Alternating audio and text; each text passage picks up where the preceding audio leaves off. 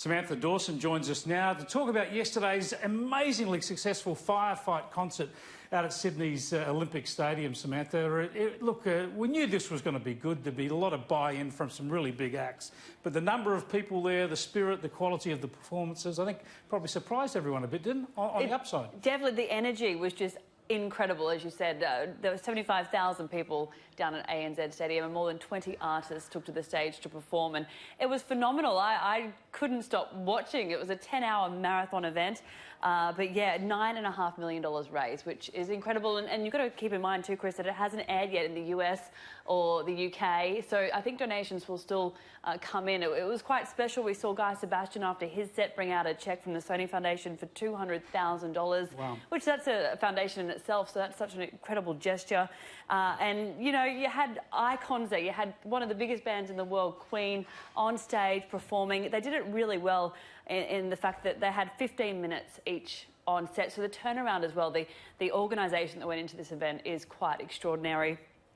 Brian May was just awesome to see on stage, and he hung around to the very end. We had Tina Arena. I got goosebumps when she was singing Chains. I think that was incredible to see. I showed a bit of Delta Goodrum earlier, but for many people, Queen were the highlight, weren't they? And they really didn't disappoint. They gave the crowd a performance that anyone around the world would crawl over cut glass to get to. Oh, it was incredible. I think we had it on record at home as well, and my husband went and watched it again at the end just to see. They brought up Freddie Mercury on the big screens around the stadium, and as the sun set and all the phones came out, it was just spectacular to watch. We've got a little bit to show you now. Great.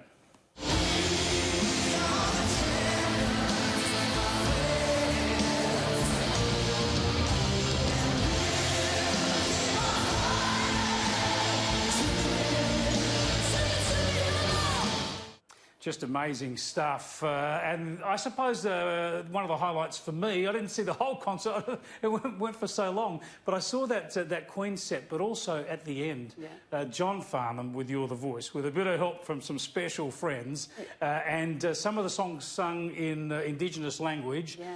Brilliant. Oh, Olivia Newton-John, one of my favourite icons. She is just incredible. It was so amazing to see her back on stage. She hasn't performed in about 2 years, so very special to see that. John Farnham, if I still call Australia Home isn't our national anthem, I think it should be The Voice, because it's just such an incredible hit, had everyone up on their feet. And yeah, Mitch Tambo was the Indigenous artist. He sang in his Gamilaroi language, and that went viral on Australia Day when he sang that song. And I think it was really touching to have so many different people come together. And as I mentioned earlier, Brian May stuck around and played the guitar for John Farnham. So yeah. And the bagpipes, of course. Here's a bit of that.